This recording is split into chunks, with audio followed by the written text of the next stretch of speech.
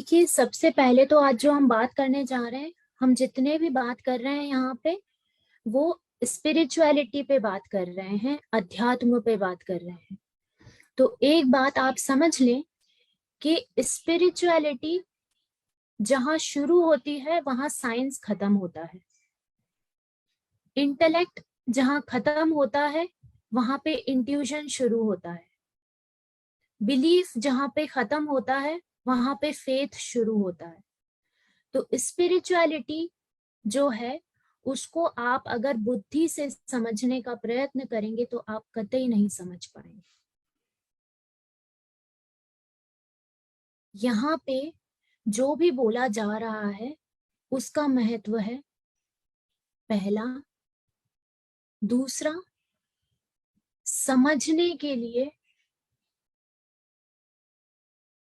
महसूस करने के लिए सुने।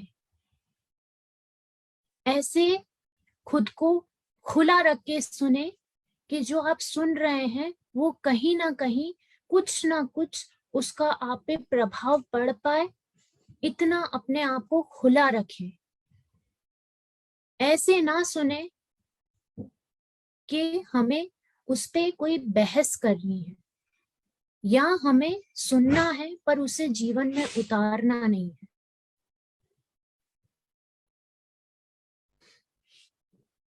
आज जिस विषय पे हम बात करने वाले हैं,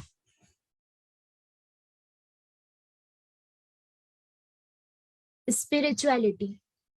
सबसे पहले जो कहा गया कि साइंस जहाँ पे खत्म होती है वहां पे स्पिरिचुअलिटी शुरू होती है, वो इसीलिए कहा गया है क्योंकि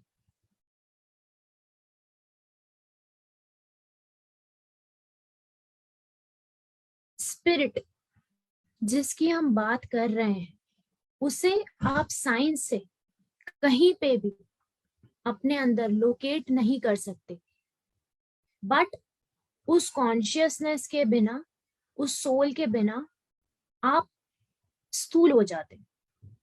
दूसरा, आज जो शब्द यूज किया जाएगा चेतना या आत्मा के लिए, वो कॉन्शियसनेस यूज किया जाएगा क्योंकि हर किसी का अपना शब्द होता है।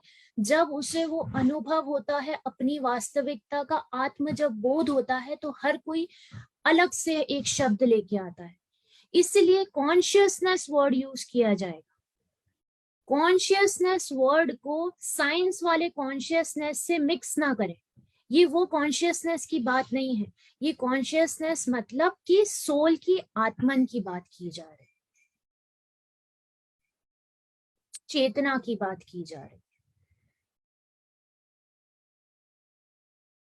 जैसा कि पहले भी बताया था, एक बार फिर से बता दूं, कॉन्शियसनेस जो है, हर चीज जो कुछ भी है इस सृष्टि में, वो बना है पुरुष और प्रकृति से, एनर्जी और मैटर से, शिव और शक्ति से, कॉन्शियसनेस और मैटर से। जो कुछ भी है सृष्टि में, जो पत्थर है उसमें भी है वो कॉन्शियसनेस, वो सोल, वो चेतना, पर इतनी कम मात्रा में है कि वो स्थूल है, वो हिल नहीं सकता। उसके बाद आए पेड़ पौधे, उनमें भी वो चेतना है पर थोड़ी सी बढ़ गई, इसीलिए उनमें ग्रोथ होती है। उसके बाद आए जानवर, एनिमल्स जो हैं, उनमें भी वो कॉन्शियसनेस है पर थोड़ी और ज्यादा मात्रा में है, इसीलिए उनमें ग्रोथ भी होती है और उनमें मोबिलिटी भी होती है, वो चल फिर भी सकते हैं। फिर आए इंसान, ह्यूमन बींग्स। ह्यूमन बींग्स में मोबिलिटी भी है, ग्रोथ भी है, और सबसे जो बड़ा ब्लेसिंग है ह्यूमंस के पास, वो है अवेयरनेस, जो कि जागरूकता, जो उनको एनिमल्स से अलग करती है।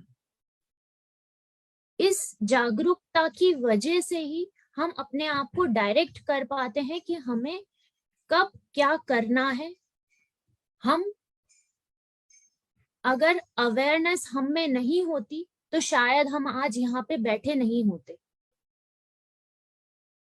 जानवरों में ये प्रश्न कभी नहीं जागता कि हम यहाँ आए क्यों हैं, हम हैं क्यों और हम हैं कौन।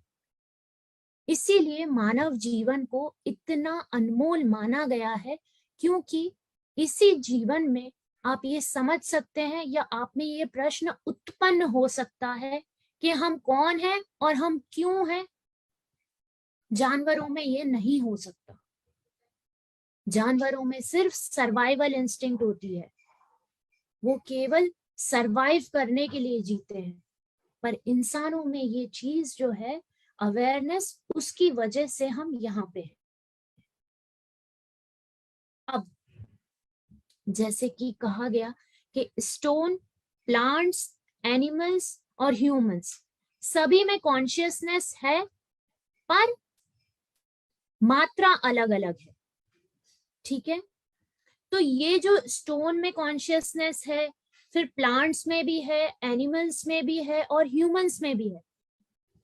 तो ये सब जो हम माने तो ये मान सकते हैं हम कि ये इंडिविजुअल कॉन्शियसनेस, एक एक पर्टिकुलर चीज में कॉन्शियसनेस है। ठीक है, अब ये ही कॉन्शियसनेस पूरी पूरी पूरी मिल जाए, स्टोन्स, प्लांट्स, एनिमल्स, ह्यूमंस सबकी कॉन्शियसनेस को मिला दिया जाए अगर, तो वो मर्ज्ड कॉन्शियसनेस, वो एक कॉन्शियसनेस जिसके ऊपर ये ब्रह्मांड आधारित है, ये सृष्टि है, वो कॉन्शियसनेस कहलाती है यूनिवर्सल कॉन्शियसनेस।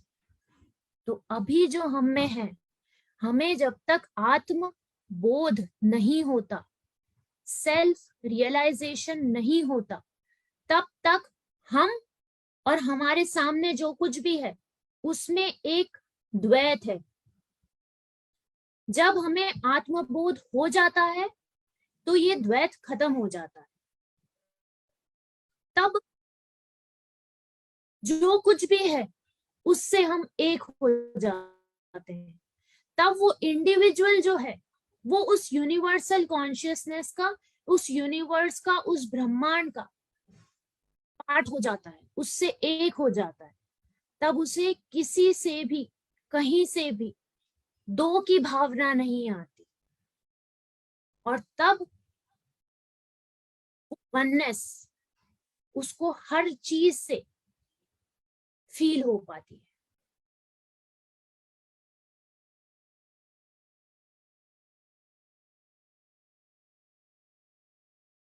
जब हमने जन्म लिया था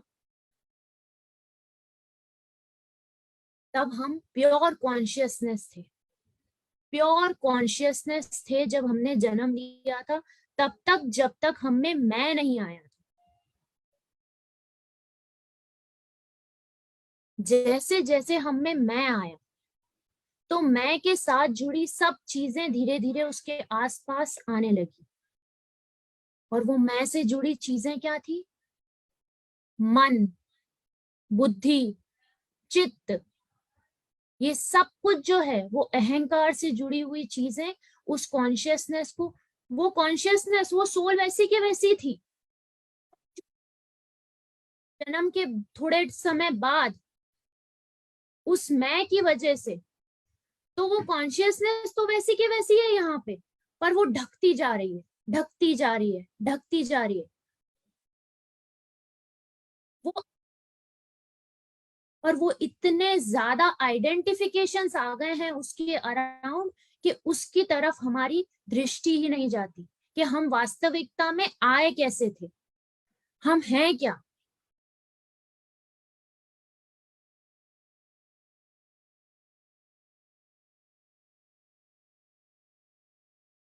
उदाहरण के तौर पे, जो भी उदाहरण दिया जाए उसको पूरा पूरा इमेजिन करने की कोशिश करिएगा।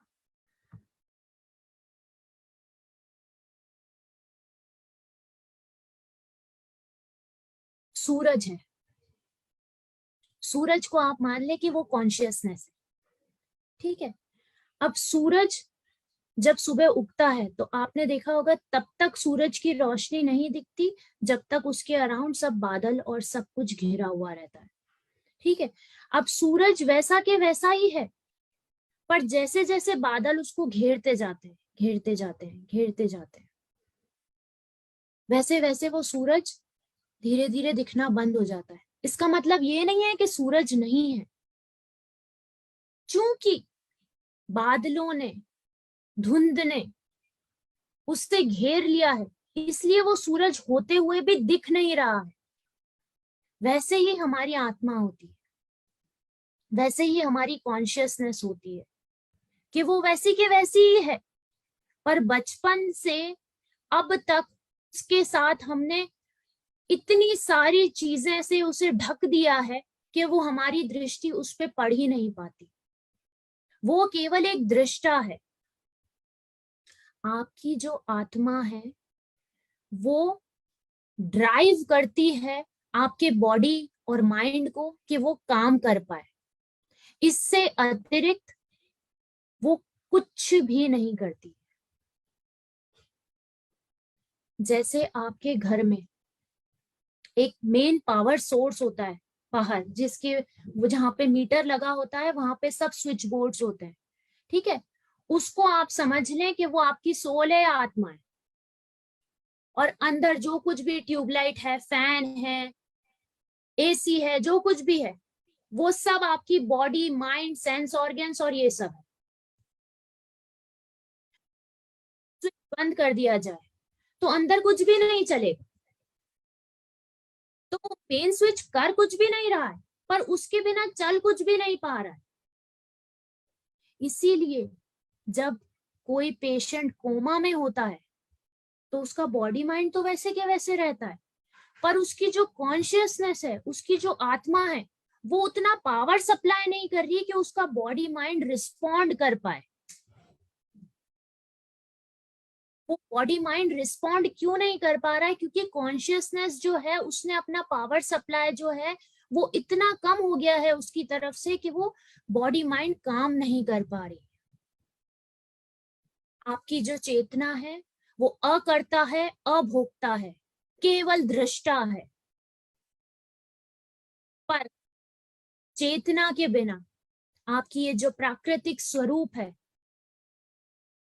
शरीर और बुद्धि, इसका कोई महत्व नहीं है। दोनों एक दूसरे के बिना नहीं रह सकते।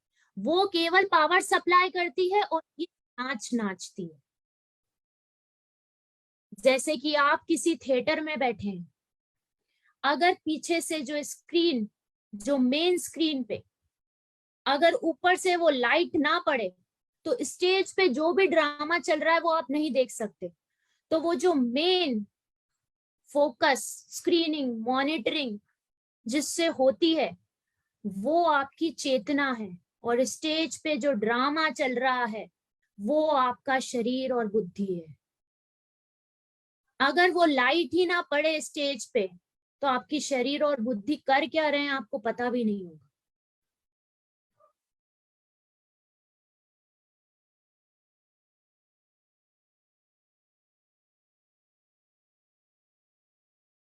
अब ये कॉन्शियसनेस को, इस चेतना को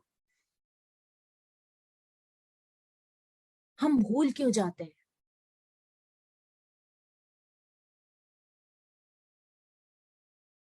देखिए, कभी कभी हम जाते हैं किसी रास्ते पे तो रास्ता तो वैसा के वैसा होता है, रास्ते में कोई परिवर्तन नहीं होता, पर कभी कभी धुंध, जो फॉग होता है, वो इतना इतना ज्यादा होता है कि वो रास्ता जिस पे हम रोज जाते हैं उस रास्ते पे भी हमें जाने में कठिनाई होती है क्योंकि वो धुंध से भरा होता है। अब ये रास्ता जो है, इस रास्ते को आप समझ लें कि ये रास्ता आपकी कॉन्शियसनेस है या आपकी आत्मा है, और ये धुंध जो है, आपने जो अपने आप को ये शरीर, बुद्धि और इससे जुड़े आइडेंटिफिकेशंस जो हैं वो इसको फॉग करे हुए हैं, इस धुंध के समान ये उसके ऊपर इस तरीके से बैठे हुए हैं उस रास्ते पे कि वो रास्ता वैसा के वैसा है, पर आपको नजर आना बंद हो गया।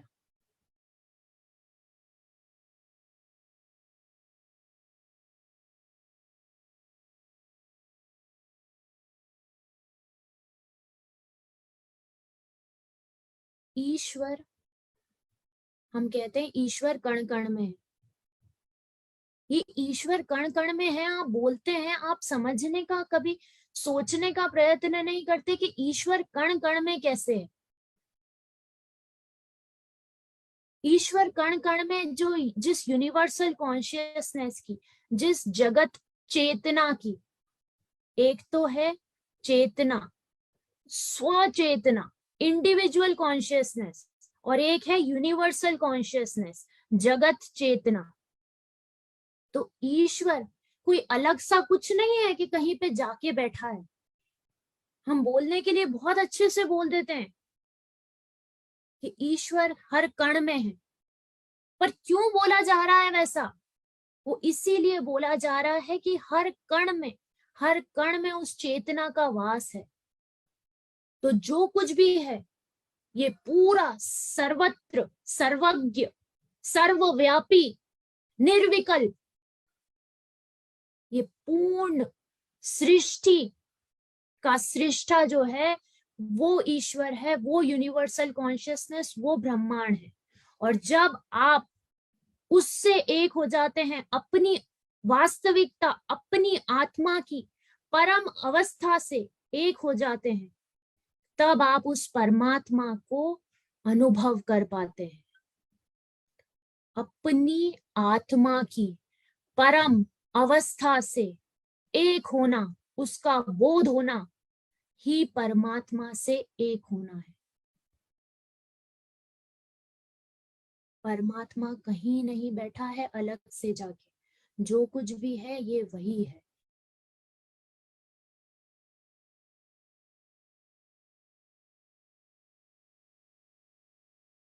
एक बहुत अच्छा खिलौना है मेरे पास, जो आ, मैं लेके आई हूँ, और उसके माध्यम से आप बहुत बेहतर तरीके से समझ पाएंगे कि इंडिविजुअल चेतना, स्वचेतना और यूनिवर्सल कॉन्शियसनेस, जगत चेतना जिसकी बात की जा रही है, उसको आप उससे काफी आसानी से समझ पाएंगे।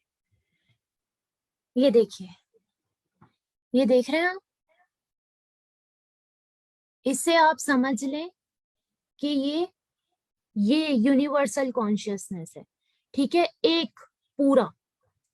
अब इसमें से ये जो निकला, ये इंडिविजुअल कॉन्शियसनेस निकली स्टोन के रूप में, ये इंडिविजुअल कॉन्शियसनेस निकली प्लांट के रूप में, ये इंडिविजुअल कॉन्शियसनेस निकली एनिमल्स के रूप में, और ये इंडिविजुअल कॉन्शियसनेस निकली ह्यूमंस के रूप में। अब ये ह्यूमन जो है, ये टॉप लेवल पे है। इसको जब ये बोध हो जाता है कि मैं इसी पूर्णता का हिस्सा हूं, मैं इन सब से अलग नहीं हूं, कोई मुझसे अलग नहीं है, तो ये वापस उस ब्रह्मांड में विलीन हो जाता है। ऐसे ही एक बुदबुदे के समान हम निकलते हैं, और उसी बुदबुदे में हम समझते हैं कि यही हमारी आइडेंटिटी है और यही हम हैं। हम ये भूल जाते हैं, जानते हैं, मानते हैं, बोलते भी हैं कि हम, जीवन स्थायी नहीं है, और पर हम परमानेंट है। जीवन जो है, life is transitory, but we are permanent. Then how we are permanent? हम अनादि हैं, अनंत हैं, अनादि हैं, अनंत हैं। अनादि मतलब जिसका कोई बिगनिंग ना हो, अनंत मतलब जिसकी कोई एंड ना हो। तो हम अनादि हैं, अनंत हैं, पर हम इसका बोध करना नहीं चाहते, कभी अपने अंदर ये नहीं जगाना चाहते कि हम हैं कौन। जब भी कोई मरता है, जब भी कोई मरता है, तो हम बहुत अच्छे से कह देते हैं कि ये तो सिर्फ शरीर है, जो था वो तो जा चुका। अरे तो जो था वो जा चुका, उसकी वजह से ही वो शरीर चल रहा था, मतलब तो जीते जी वो क्या था जिससे जो उस शरीर को चला रहा था, उसका बोध करना जब इसी जीवन में संभव है, तो हम उस तरफ अग्रसर क्यों नहीं होते। हम उस तरफ अग्रसर इसलिए नहीं होते क्योंकि हम खाली ही नहीं होते। हमारा जो पात्र है वो इतना भरा हुआ है कि हम कभी खाली होते ही नहीं हैं। और जब तक हम खाली नहीं होते, तब तक हमारे अंदर ये प्रश्न आ ही नहीं सकता कि हम कौन हैं। Who am I?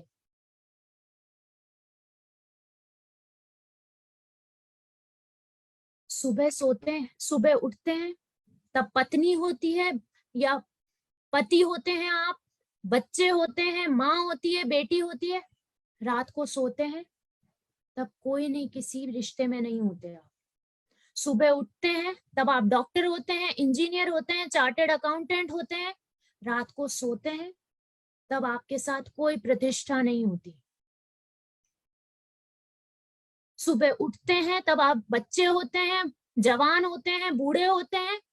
रात को सोते हैं, तब आपके साथ कोई उम्र नहीं होती।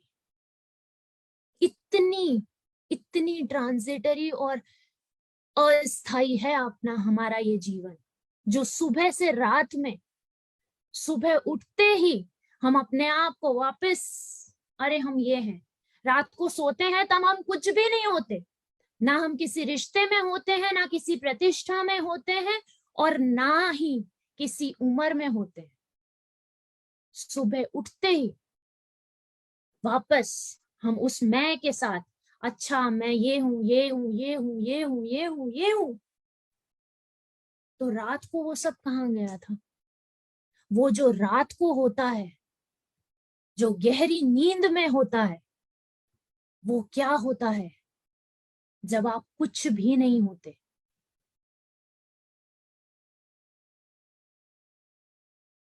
सुबह उठते ही वो सब वापस आ जाता है। तो जो सुबह था वो रात को नहीं रहा, फिर हर सुबह आ गया, फिर रात को नहीं रहा। इतनी अस्थाई जीवन में भी आप में अगर ये नहीं जागता कि वो क्या है जो मुझ में स्थाई है, तो फिर क्या है जो वो जगा पाएगा आप में।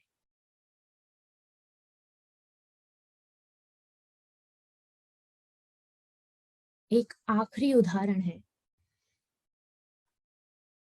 देखिए, समझिए कि एक कमरा है, ठीक है। उस कमरे को आप समझ लें कि वो कमरा आपका शरीर है।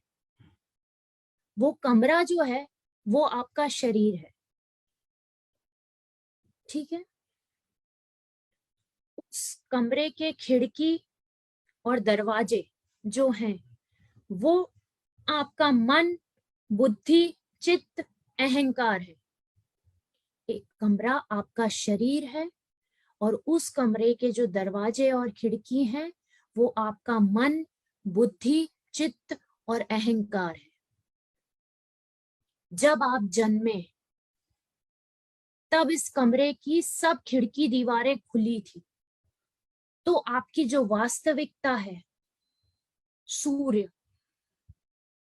के रूप में, उसकी जो रोशनी है, वो जो लाइट है, वो जो नूर है, वो बिल्कुल पूर्णतः आपके अंदर घुस पा रहा था।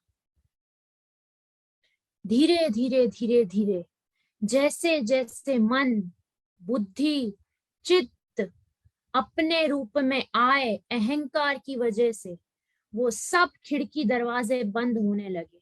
और जैसे ही वो सब खिड़की दरवाजे बंद हुए, तो आपने समझ लिया कि ये जो कमरा है शरीर रूपी, और इसमें जो खिड़की दरवाजे हैं, ये ही मैं हूं। वो सूर्य जो आपकी वास्तविकता है वो अभी भी वहीं के वहीं है, पर चूंकि आपने अपने खिड़की दरवाजे अपने आप को इस शरीर, मन, बुद्धि, अहंकार से जोड़ के बंद कर लिए, इसीलिए वो दिखना आपको बंद हो गया कि आप हैं क्या, आप हैं कौन। अपने मन, बुद्धि, चित्त के खिड़की दरवाजे खोलें। मैं के साथ जो कुछ भी जुड़ा है उसे हटाएं। अपने आप को इस अस्थाई शरीर और बुद्धि से आइडेंटिफाई करना बंद कर दें, कम कर दें। धीरे धीरे उस तरफ बढ़ें जो कि था, जो कि है और जो कि रहेगा, जो कि अनादि है, अनंत है, सर्वत्र है, सर्वव्यापी है, निर्विकल्प है। और वो ईश्वर, ईश्वरत्व आप है। वो जिस ईश्वर को, जिस परमात्मा को आप मंदिर में जाके देखते हैं, ये बहुत अहम लाइन है।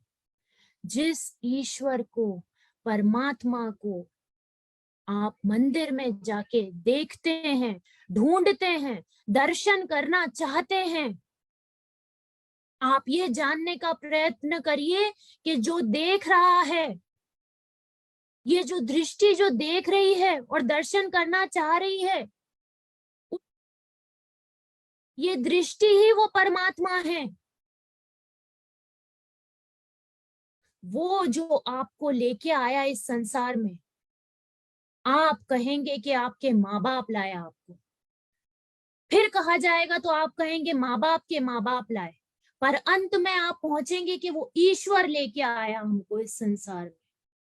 अगर वो ईश्वर आपको इस संसार में लेके आया है तो क्या आपका इतना दायित्व नहीं बनता उसके लिए जिसने आपको ये जीवन दिया, कि कम से कम जाते जाते उस ईश्वर से एक ना भी हो पाए तो उसके जितनी करीब पहुंच पाए उतनी करीब तो पहुंचे कम से कम। इतना अपने आप से उस परम पिता परमेश्वर को, जो आप कहते हैं परम पिता परमेश्वर हैं आपके, उनके लिए इतना जरूर कीजिए। खुद के लिए मत कीजिए, खुद हार जाइए जीवन में, पर जिसने आप पे इतना विश्वास दिखाया है कि आपको मनुष्य जीवन दिया है, उसके ऊपर इतना तो आपका आभार बनता है कि उसके जितनी समीप पहुंच सकते हैं उतना समीप पहुंचे। और याद रखें, स्मरण रखें, हर एक चेतना, मनुष्य वाली चेतना उतनी आध्यात्मिक है जितना उसमें मैं कम है। The lesser the I in you, the more spiritual you are. Lessen that ego in you, the more spiritual you are. Lessen that ego in you, the more nearer you are to that Almighty. बहुत बहुत धन्यवाद। देखिए, ये बड़ा अच्छा समझ में आया। चेतना, मैं एक सोल कॉन्शियस हूँ और हम सब हो गए यूनिवर्सल कॉन्शियस, लेकिन मैं अधिक लंबे समय तक दिन भर मैं इसको बोलता हूँ रोल कॉन्शियसनेस। मैं रोल कॉन्शियसनेस में ही जी रहा हूँ। मैं डॉक्टर हूँ, मैं पिता हूँ, मैं बॉस हूँ। अब उससे मैं बाहर ही नहीं निकल पा रहा हूँ। और अब आप कह रहे हैं कि हम सबको एक होना है, जो वननेस की बात हो रही है, तो वननेस मैं चाहता हूँ, मैं वननेस को ही अडॉप्ट करना चाहता हूँ, उसमें मिलना चाहता हूँ, लेकिन मैं रोल कॉन्शियसनेस से बाहर नहीं आ पा रहा हूँ। और या तो इसका रीजन यही है कि मैं वननेस को अडॉप्ट या एक्सेप्ट नहीं कर पा रहा हूँ, शायद इसीलिए नहीं आ पा रहा हूँ। तो मैं अपने आप को कैसे अपग्रेड या अपना उत्थान, या मैं कैसे इस जीवन का आनंद ले सकूं, ये मेरे मन में, इस पे थोड़ा प्रकाश डालेंगे तो। देखिए, आप जो कह रहे हैं कि आप रोल कॉन्शियस हैं, है ना, तो आप रोल कॉन्शियस है में ये शब्द को पकड़िए कि रोल, अगर आप जो कुछ भी कर रहे हैं, जब भी आप जो कुछ भी कर रहे हैं, वो सिर्फ एक किरदार की तरह कर रहे हैं। संसार में होना पर संसार का होके नहीं करना, being in the world but not of the world. तब जो भी होगा, अच्छा बुरा, उससे आप परे होंगे। ठीक है, जो भी आप करेंगे जिस भी रोल में, उससे सुख या दुख आएगा, उससे आप परे होंगे। जब आप अच्छा बुरा, सुख दुख, सही गलत से परे होंगे, और वो परे कैसे होंगे आप, जब आप केवल एक रोल की तरह उसको करेंगे कि मैं केवल अपना किरदार निभा रहा हूं जो मुझे इस संसार में मिला है। जब आप उन सब चीजों से परे होंगे, तब धीरे धीरे आप खुद ही उस वननेस की ओर अग्रसर होने लगेंगे। रोल कॉन्शियस, बहुत अच्छा शब्द यूज किया आपने, पर इसमें जो एक चीज जोड़नी है, वो ये जोड़ दें कि कॉन्शियस हो जाएं उस रोल के लिए कि ये रोल है केवल।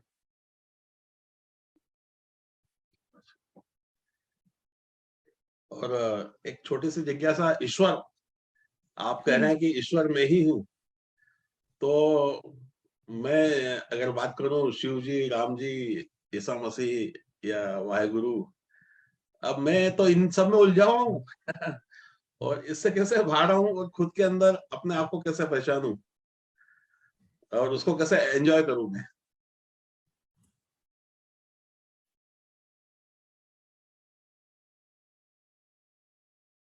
देखिए,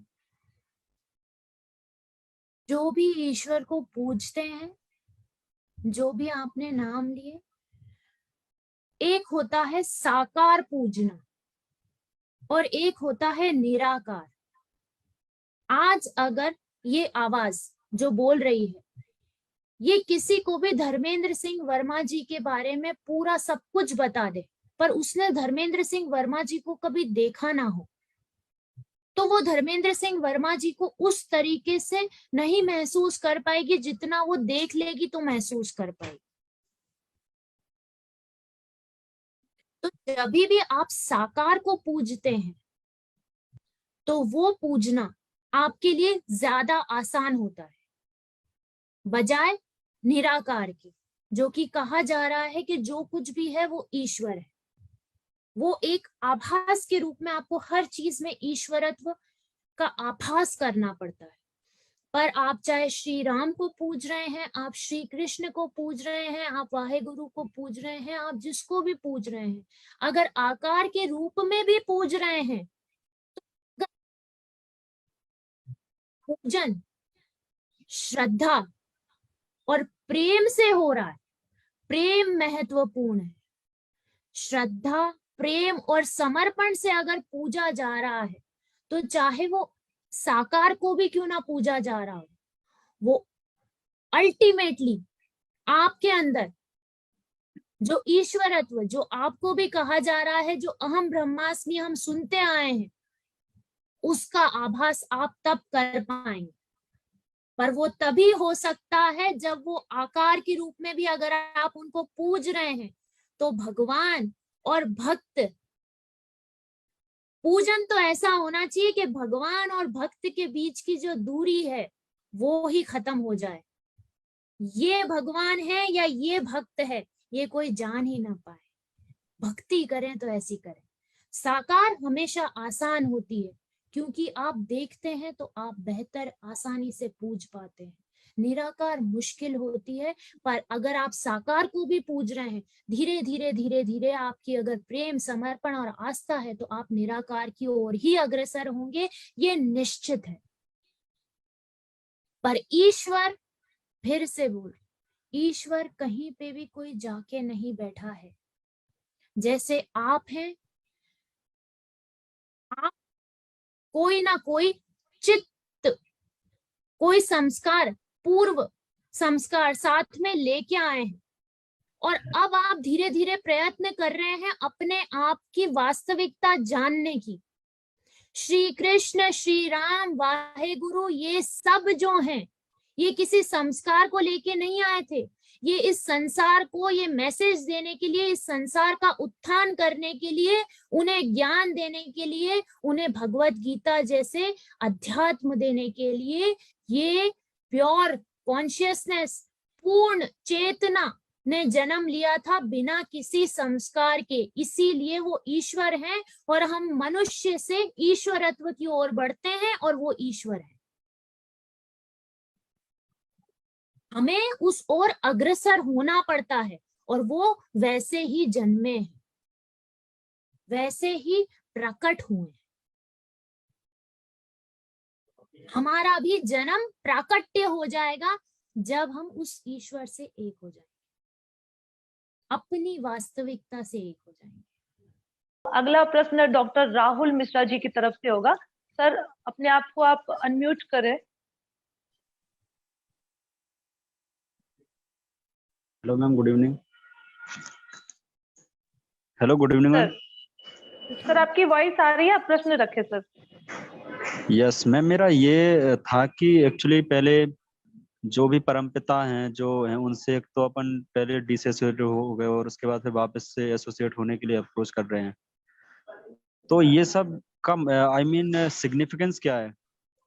पहले उससे डी एसोसिएट हुए, फिर एसोसिएट हो रहे हैं, तो ये प्रोसेस का क्या सिग्निफिकेंस है? पहला क्वेश्चन तो है मेरा। और दूसरा ये है कि हम सारे एफर्ट्स हम ही क्यों लगाएं? उस साइड से कोई ऐसा फिजिकल या ऑर्गेनिक एफर्ट्स क्यों नहीं लगाया जाता जो अगर हम कुछ ना भी लगाएं तब भी हमें उसका आभास हो, हमें लगे कि हाँ कोई है जो आई मीन हमको ऐसे पुश कर रहा है। तो बस यही दो आंसर थे। उनकी उसकी भी रिस्पॉन्सिबिलिटी कुछ बनना चाहिए। सारी रिस्पॉन्सिबिलिटी हमारी क्यों है कि हम सब कुछ करें? हेलो। हाँ जी, राहुल मिश्रा जी, आपका जो पहला प्रश्न है कि ये एसोसिएशन और डिसएसोसिएशन क्यों? Yes ma'am. तो इस प्रोसेस का कुछ सिग्निफिकेंस होगा आई थिंक, तभी ये हो रहा है, फिर वापस हो रहा है। इस प्रोसेस का सिग्निफिकेंस जो है एसोसिएशन और डिसएसोसिएशन क्यों, ये प्रोसेस का सिग्निफिकेंस बहुत बड़ा है, और इस प्रोसेस का जो सिग्निफिकेंस है वो आप बेहतर जान पाएंगे जब आप अपने आप को जान जाएंगे। इस प्रश्न का उत्तर जो है वो वैसा ही है जैसा कि पिछली बार दिया गया था कि इस ब्रह्मांड का निर्माण हुआ क्यों है, ये ब्रह्मांड है क्यों। ये प्रश्न ऐसे हैं जो कि आप तभी बेहतर जान सकते हैं जब आप खुद इस तरफ होंगे। दूसरा जो आपका प्रश्न है वो बहुत अच्छा है कि सब एफर्ट्स हमारी तरफ से ही क्यों, उस तरफ से भी तो कुछ दिखना चाहिए, उस तरफ से भी कुछ हो रहा है ये भी तो प्रतीत होना चाहिए।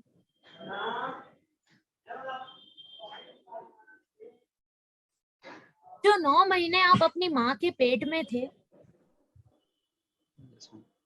तो उसमें कौन एफर्ट्स कर रहा था? जो आप अपने यहाँ पे हाथ रख के देखिए, ये जो चल रहा है इसका क्या प्रमाण है कि ये कौन चला रहा है? उसकी तरफ से ये जो श्वासें आपको मिल रही है, ये क्या प्रमाण है कि ये हार्ट बीट्स और ये सांसें अगले क्षण होगी? इसको कौन चला रहा है? ये उसकी तरफ से जो मिल रहा है ये बहुत नहीं है? Yes ma'am. जीवन गया है, आप अभी भी जीवित हैं और आप बिल्कुल नॉर्मली बात कर पा रहे हैं, ये आपका एफर्ट है क्या? नहीं मैम, बात ये तो एग्जिस्टेंस के लिए जरूरी पैरामीटर है, बाकी नहीं, एसोसिएशन एग्जिस्टेंस के लिए जरूरी है। हार्ट बीट्स क्या आपके एग्जिस्टेंस के लिए जरूरी है, पर ये आपके हाथ में है क्या? नहीं, हाथ में तो नहीं है। तो फिर कौन चला रहा है? एफर्ट्स कौन कर रहा है?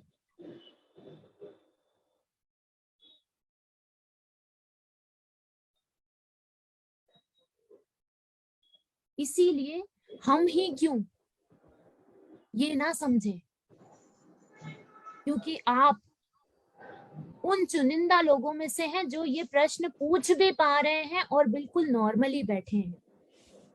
कुछ लोग ऐसे हैं जो फिजिकली डिसेबल्ड हैं, मेंटली डिसेबल्ड हैं, वो वैसे क्यों, हम ऐसे क्यों नहीं?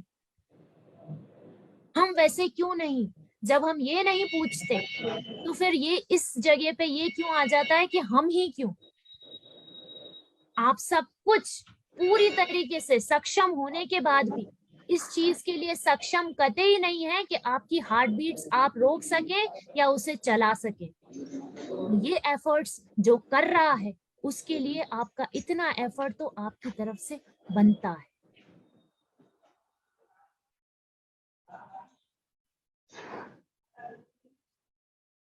यस मैम, उसका मैम कुछ आंसर आप दे सकते हो क्या कि वो ऐसा कर क्यों रहा है? ये तो वही बात हो गई, हमने किसी को सब कुछ उसको पूरे रिसोर्सेस दे के और फिर उससे हम एक्सपेक्ट कर रहे हैं कि हमारे लिए वर्क करे। करो। ये तो उसी कौन आपसे किसी ने आके कहा कि आपसे ये एक्सपेक्टेशन रखी जा रही है? कौन कह रहा है आपको? कोई नहीं कह रहा है आपको। नहीं, बट अल्टीमेट एम और एक जो लाइफ का टारगेट, तो ये चीज है ना कि हमको जो अचीव मतलब उससे एसोसिएट होना है, मतलब उसमें समाना है या उसके नजदीक जाना है। आफ्टर ऑल टारगेट तो यही है लाइफ का।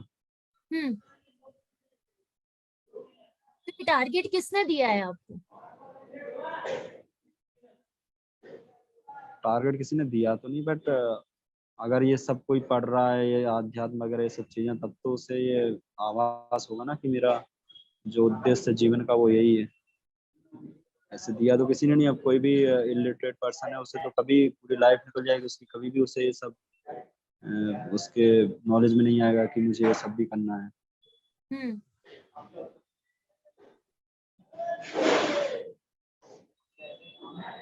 पर ये उसने तो नहीं कहा ना आपसे, ये आपने पढ़ा। उसने कहा आपसे, ये तब माना जाएगा जब ये आपके अंदर से जागेगा कि मुझे ये पढ़ना है या मुझे इस तरफ अग्रसर होना है। आपके ऊपर कोई भी चीज थोपी नहीं गई है। आपने जो अभी गले में हेडफोन्स डाल रखे हैं, ये आपकी इच्छा है इसलिए आपने डाल रखे हैं। नहीं तो मैम, इसमें फिर डिपेंडेंसी क्यों है? हम क्यों किसी के लिटरेचर और किसी पर्सन की सोच और उस पर डिपेंडेंट हो? एक जो पर्सन है बिल्कुल ही आइसोलेटेड है, तो उसको भी एक फोर्स, एक ऑर्गेनिक प्रेजेंस, एक फिजिकल प्रेजेंस ऐसे फील होना चाहिए जो उसे पुश करे वो चीज करने के लिए। ये डिपेंडेंसी क्यों है कि जब तक हम नॉलेजेबल ना हो, हम किसी के इन्फ्लुएंस में ना आए, उसकी थिंकिंग के इन्फ्लुएंस में ना आए, तब तक हमारे अंदर ये चीज है। आप समझ रहे हो मैम? मतलब ये एक पैसिव क्यों नहीं है ये? जैसे होता है ना, मैं जैसे फॉर एग्जांपल बर्ड है तो उसको इनबॉर्न इनबिल्ट होती है वो चीज की, how to build a nest और what is the parental care, वो सब चीज उन्हें कोई ऐसे टीच नहीं करता, वो ऑटोमेटिक आती है जो भी एनिमल्स ये सब है। तो ये चीज है, और कैसी एक्टिव या इनबिल्ट क्यों नहीं है बॉडी के अंदर? हमको क्यों जरूरत है ये सब किसी के ऊपर डिपेंडेंसी? ये सब क्यों है इसमें? मतलब डिपेंडेंसी क्यों है, बस मैं ये बोल रहा हूँ।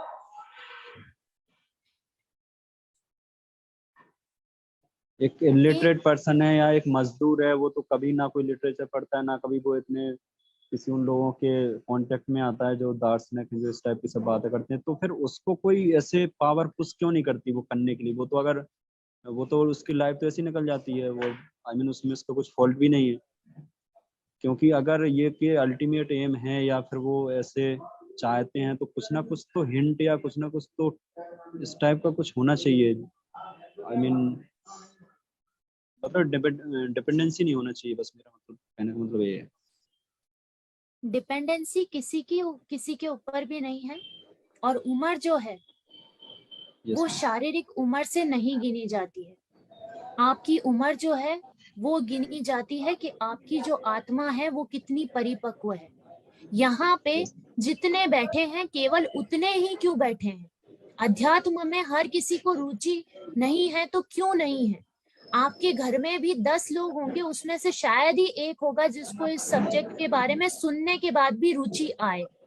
तो आपकी जो मैच्योरिटी है वो आपकी आत्मा कितनी मैच्योर है और कितना पक चुकी है, उस हिसाब से आपकी हर चीज में रुचि आती है। डिपेंडेंसी किसी के ऊपर भी नहीं है। और जहां तक आप उदाहरण लेंगे तो निसर्गदत्त महाराज जो थे वो बीड़ी की दुकान चलाते थे। रमन महर्षि जो थे वो मजदूर के बच्चे थे।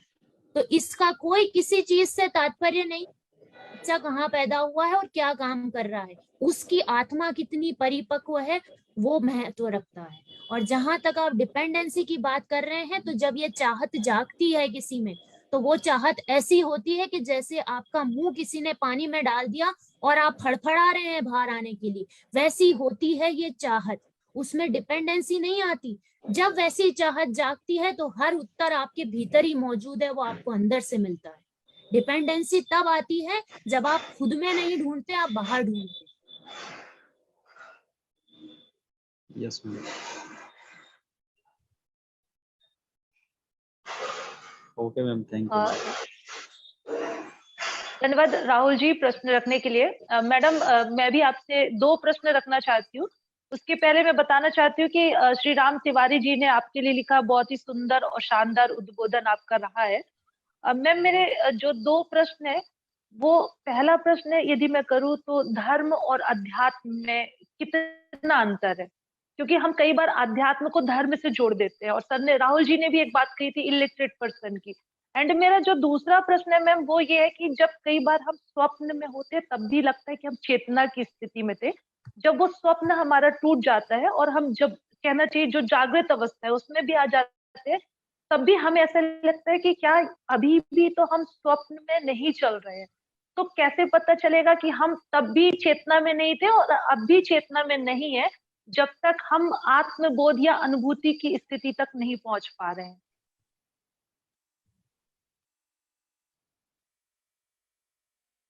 देखिए, बहुत ही अच्छे प्रश्न हैं आपके दोनों। सबसे पहला जो प्रश्न किया आपने, धर्म और अध्यात्म में क्या अंतर है? धर्म वो है धर्म मतलब होता है ड्यूटी। धर्म आपको इस जीवन में अपने आसपास के लोगों से, बाकी जीव जंतुओं से, समाज में किस तरीके से पेश आना है, वो धर्म बताता है। जो आपकी ड्यूटी है, जो आपका कर्तव्य है इस समाज में इंसान के रूप में, हर रिश्ते में, वो जो आपको बताता है, जो लिखित मार्ग है, वो धर्म है। धर्म आपको रहना कैसे है वो बताता है। और अध्यात्म जो है, धर्म जो है, वो सबके लिए एक है। हिंदू धर्म है तो हिंदू धर्म हिंदुओं के लिए एक है। जिस भी रिलीजन का जो धर्म है वो पूरे रिलीजन के लिए सेम है। और वही अध्यात्म जो है, अध्यात्म जो है वो अध्ययन है आपकी स्वयं की आत्मा का। वो मार्ग कहीं पे भी प्रदर्शित नहीं है। उसके अलग अलग तरीके जरूर बताए गए हैं, पर उन तरीकों में से जो भी मार्ग है, चाहे वो भक्ति का हो, चाहे वो ज्ञान का हो, चाहे वो राजयोग हो, चाहे वो कुछ भी हो, पर उन मार्गों में से आपको खुद कोई मार्ग चुन के और अपना मार्ग स्वयं प्रशस्त करना पड़ता है। अध्यात्म का जो मार्ग है वो हर धर्म में भी, हर धर्म के हर प्राणी के लिए अलग है। और धर्म जो है वो एक सेक्टर के लिए, एक रिलीजन और स्पिरिचुअलिटी, रिलीजन जो है वो ग्रुप ऑफ पीपल के लिए है, और स्पिरिचुअलिटी जो है उन ग्रुप के हर एक इंडिविजुअल के लिए अलग है वो रास्ता। ये बेसिक डिफरेंस है रिलीजन में और स्पिरिचुअलिटी में, धर्म में और अध्यात्म में।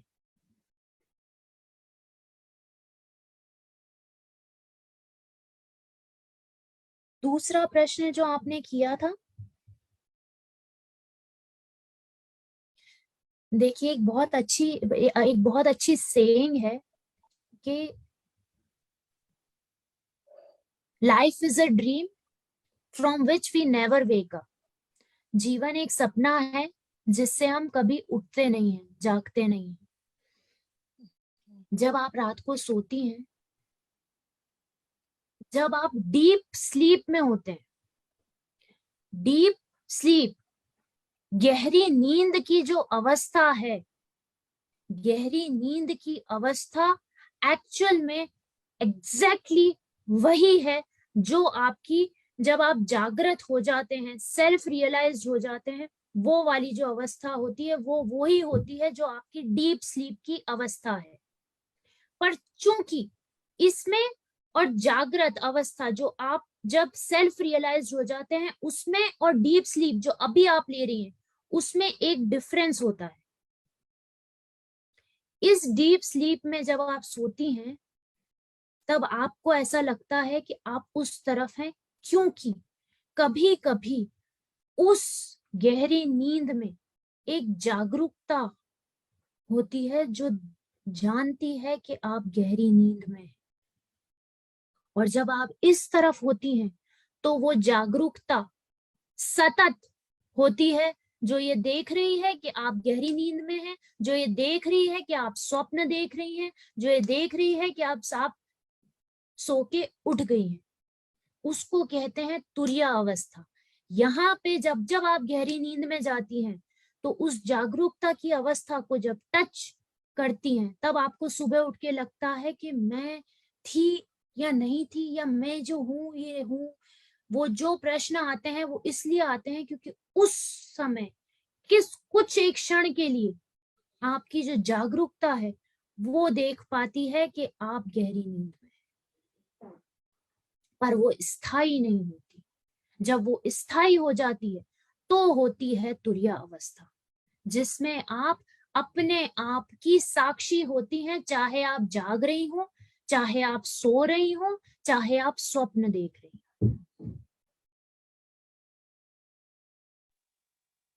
जी मैडम, बहुत बहुत धन्यवाद। और सीता चतुर्वेदी मैम कुछ कहना चाहती है। मैम अपने प्रश्न को आप अवश्य रखें। आप अपने माइक को अनम्यूट करें मैम। क्या मैम को बहुत बहुत नमस्ते। बहुत अच्छा टॉपिक है आज का, चेतना, बुद्धि और मन। तो चेतना में मैं ये पूछना चाह रही हूँ मैम कि जो मन है हमारा और हमारा जो विवेक, उसको बोलेंगे हम बुद्धि। बुद्धि मतलब विवेक। जब गलत काम करते हैं तो हमारा विवेक यानी बुद्धि हमको रोकती भी है कि ये काम नहीं करना, गलत है, बट वो मन जिद करता है और हमसे गलत काम हो जाते हैं। काफी कुछ ऐसे अपराध हैं, काफी कुछ ऐसे काम हम देख रहे हैं समाज में जो इंसान करता है, जबकि उसको उसकी बुद्धि यानी विवेक रोकता भी होगा।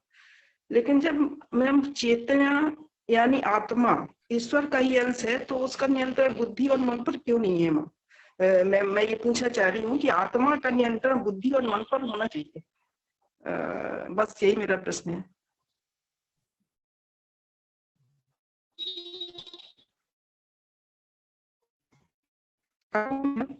देखिए ये तो प्रश्न बिल्कुल वैसा है कि सूर्य का नियंत्रण चंद्रमा पे क्यों नहीं है, रात क्यों होती है, सूर्य ही क्यों नहीं रहता अपनी जगह पे, चंद्रमा क्यों आता है?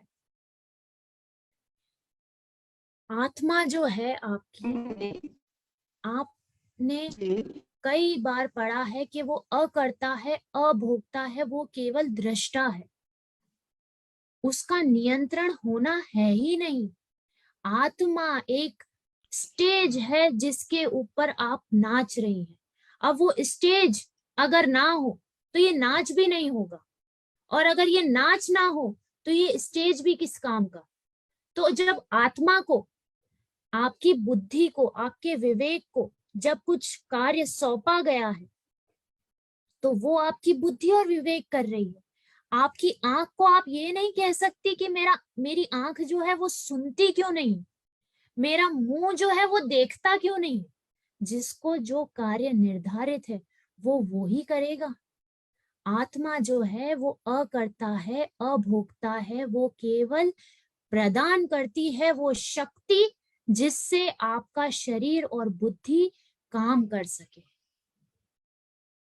तो आत्मा आपके मन को और बुद्धि को नियंत्रित क्यों करेगी जब वो केवल शक्ति प्रदान करने के लिए है, वो केवल वो स्टेज प्रदान करने के लिए है जिसपे आप कार्य कर सके। मैम, जैसा कि आपने कहा स्वचेतना को जगत चेतना से मिलना है, तो ये कैसे होगा, कैसे करना है? ध्यान जो है, ध्यान, इसीलिए ध्यान का इतना महत्व है। आप अगर सोचें तो सबसे मुश्किल अगर कोई कार्य है, सबसे मुश्किल अगर कोई कार्य है तो वो खुद के साथ बैठना है। और खुद के साथ बैठते हुए भी खुद को खाली करना, पूर्णतः वर्तमान में होना, ये उससे भी मुश्किल है। जब वो होता है, ध्यान होने देने के लिए आप बैठते हैं, तो धीरे धीरे धीरे धीरे धीरे जब आप अंदर जाते हैं तो सबसे पहले तो आपको लगता है कि जो आप देख रहे हैं, जो आप हैं, जो कुछ आपसे जुड़ा है वो ही आप हैं। फिर आप उससे अंदर जाते हैं तो आपको एक खालीपन का आभास होता है। फिर उस ध्यान में आप और अंदर उतरते हैं तो आपका साक्षात्कार होता है, साक्षात्कार होता है खुद से। और फिर उससे और अंदर उसी ध्यान में, तो उस साक्षात्कार के भी आप साक्षी हो जाते हैं। उसको बोलते हैं pure awareness, pure being, when you are conscious only of that consciousness. आपकी जो शरीर और बुद्धि है वो पृथक हो जाती है आपकी आत्मा से, जीवित होते हुए भी, और आप खुद के साक्षी हो जाते हैं। तो होगा कैसे? इसका सीधा सा जो तरीका है वो है ध्यान होने देने के लिए बैठना। सबसे पहले तो खुद के साथ आराम से बैठ पाना, उसके बाद ध्यान होने देने के लिए बैठना। धीरे धीरे उस खालीपन की ओर अग्रसर होना, जिस खालीपन में वो सूर्य से भी जो तीव्र रोशनी है वो दिख सके, पूर्णतः दिख सके। जी मैम, यदि ध्यान करने बैठते हैं तो अपने आप से बहुत टकराहट होती है, यानी बार बार जैसे कोई खींच के बाहर कर देता है, या अपने ही मन में बहुत द्वंद्व चलता है, तो उससे आगे ही नहीं बढ़ पाते हैं मैम। ये आपने बहुत अच्छा प्रश्न किया, क्योंकि ये हमेशा हमेशा जब भी इस आवाज ने कहा है तो इसने कहा है कि जो भी विचार आप में आ रहे हैं, जो भी द्वंद्व आप में चल रहा है, उसका साक्षी बनने का प्रयत्न करें। उसको ऐसे देखें कि जैसे वो चल रहे हैं, पर आप किसी भी विचार में बहे नहीं। आज उससे आसान तरीका एक है, और वो आसान तरीका ये है कि जब भी कोई विचार आए और आप विचारों में बह भी जाएं, बार बार जब अपने आप को वापस लाएं, तो ये बोलें कि ये जो विचार आ रहे हैं ये मैं नहीं हूं, जिसको ये विचार आ रहे हैं वो मैं नहीं हूं, मैं कुछ और हूं। जब आप ये बोलेंगी तो दो चीजें हो रही हैं। एक तो आप अपने आप को खुद ही अलग कर रही हैं अपने शरीर, मन और बुद्धि से, और दूसरा जो हो रहा है वो ये हो रहा है कि आप अग्रसर हो रही हैं अपनी वास्तविकता की ओर।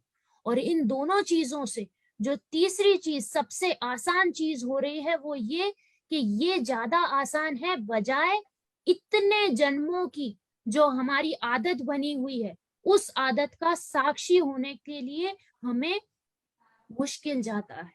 इसीलिए जब जब भी आपको चाहे शरीर में भी कहीं पे कोई तकलीफ भी हो रही हो, कोई दर्द भी हो रहा, तो आप ये कहें कि इस शरीर को तकलीफ हो रही है पर मैं ठीक हूं। ये विचार आ रहे हैं पर मुझे नहीं आ रहे, मैं कुछ और हूं, ये बोलेंगी ना आप जैसे ही, तो विचार तो वहां रुक जाएंगे और आप किसी और डायरेक्शन में अपने आप चलने कभी नहीं चलेगा। तो दोनों काम होंगे इससे। जी बहुत बहुत धन्यवाद मैडम। प्रज्ञा जी, मेरा प्रश्न ये है कि स्वचेतना पर ये बादल से आते हैं, मन बुद्धि चित्त अहंकार के, तो किस तरह से मन बुद्धि चित्त अहंकार हमारी स्वचेतना, जो कि हमारे जन्म के समय हम बिल्कुल प्योर होते हैं, फिर वो धीरे धीरे ढकते चले जाते हैं, तो क्या प्रयास होना चाहिए? और मन बुद्धि चित्त अहंकार, ये चार में कुछ न कुछ अंतर है, वो अंतर क्या है? आप मन बुद्धि चित्त अहंकार में अंतर पूछ रही हैं ना? जी जी जी। बहुत अच्छा आपने प्रश्न किया है। अहंकार जो है, जो मैं है, बेसिक मैं जो है, वो सबसे पहले बचपन में कैसे आता है? बचपन में सबसे पहले वो ऐसे आता है कि हमारे माँ, ये मेरा बच्चा है, तो हमें समझ में आता है कि अच्छा ये मेरे माँ बाप है। उससे हमें वो बेसिक जो आता है, जो मैं आता है, वो तब आता है। मम्मा पापा, ये मेरे मम्मा पापा है, जब हम बोलते हैं ना ये मेरी चीज है, जब वो मैं आता है वो सबसे पहले वैसे आता है। जी। बुद्धि जो है,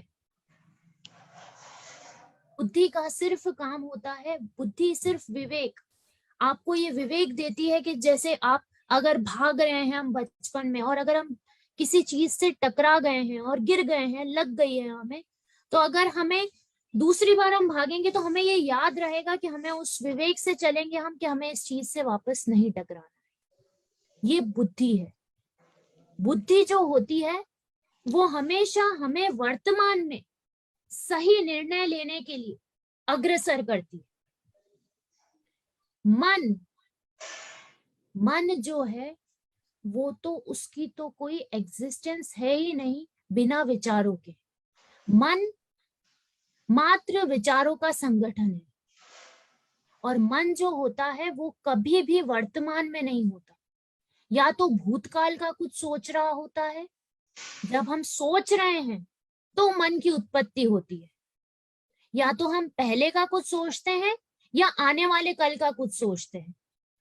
जब भी भूतकाल या भविष्य काल हमारे अंदर आता है, उसके कोई विचार आते हैं, तो मन उत्पन्न होता है। और आखिरी है चित्त।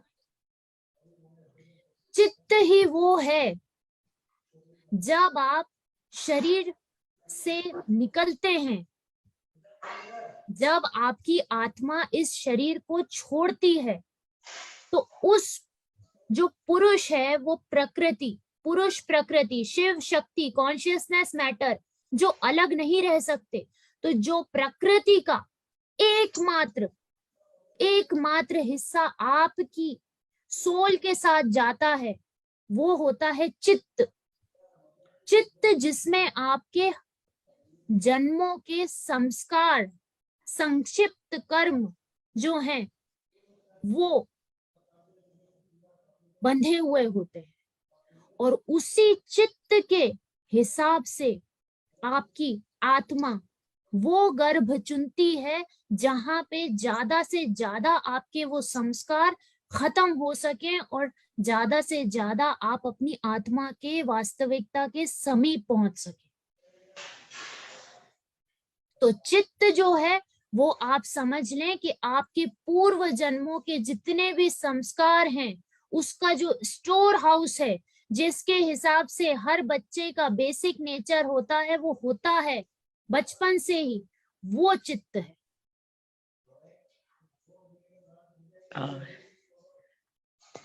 थैंक यू प्रज्ञा जी,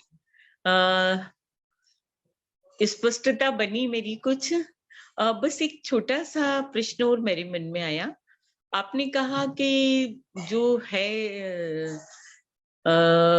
एक चैतन्यता जो है, चेतना जो है, एक स्टोन में भी है, प्लांट में भी है, पशु में भी है और मनुष्य में है।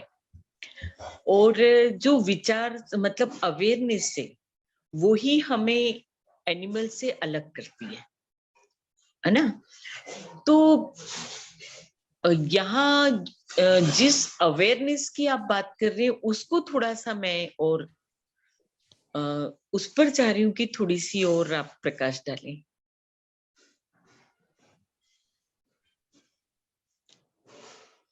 अवेयरनेस पे थोड़ा सा प्रकाश डाल सकती हूँ मैं। अवेयरनेस मतलब जागरूकता। अवेयरनेस का हिंदी मतलब है जागरूकता, जिसपे अपना जो एक लेक्चर पहले हो चुका है, उसमें अवेयरनेस का मतलब है वर्तमान में उपस्थित होना, केवल एक उपस्थिति के रूप में, केवल वर्तमान में उपस्थित रहना एक उपस्थिति के रूप में, being present in the present as a presence. Awareness को आप ये भी बोल सकती हैं कि अवेयरनेस मतलब होता है जब आप पूर्णतः केवल जो अभी है वहां पे, केवल शारीरिक रूप से नहीं, अपने मन से, अपनी बुद्धि से, अपने शरीर से, हर तरीके से सिर्फ एक ही जगह पे हैं, उसको बोलते हैं awareness. Okay, thank you ma'am. अभी इतने ही सब चर्चा सुन के मन में ये विचार आया कि जितना हम इन विषय को जानते हैं तो और नई नई चीजें निकलती आती हैं, लेकिन जो अनभिज्ञ है, जो बिल्कुल नहीं जानता है, तो वो सुखी है और अपनी चीजों में खुश है। लेकिन जब हम नई नई विषय और जानते हैं, चेतना, जागृति, मोह, इन सब, तो फिर और चीजें जुड़ती जाती हैं हमारे साथ। तो ये क्या है मैम? प्रेम और ध्यान जो है वो दोनों एक जैसा है। आपकी जो आत्मा है, आप अनकंफर्टेबल जो होती हैं, इस तरीके की चीजें सुन के हम जो अनकंफर्टेबल होते हैं वो इसलिए होते हैं क्योंकि हमारी ये बेसिक हमारी इंस्टिंक्ट है, हमें ड्राइव करती है ये चीज कि हम उस तरफ बढ़ें, और वो हमारे लिए वेट कर रही है कि मैं अभी भी वैसी के वैसी हूं, तू अपने आप को जो भूल गया है मेरी तरफ वापस आ।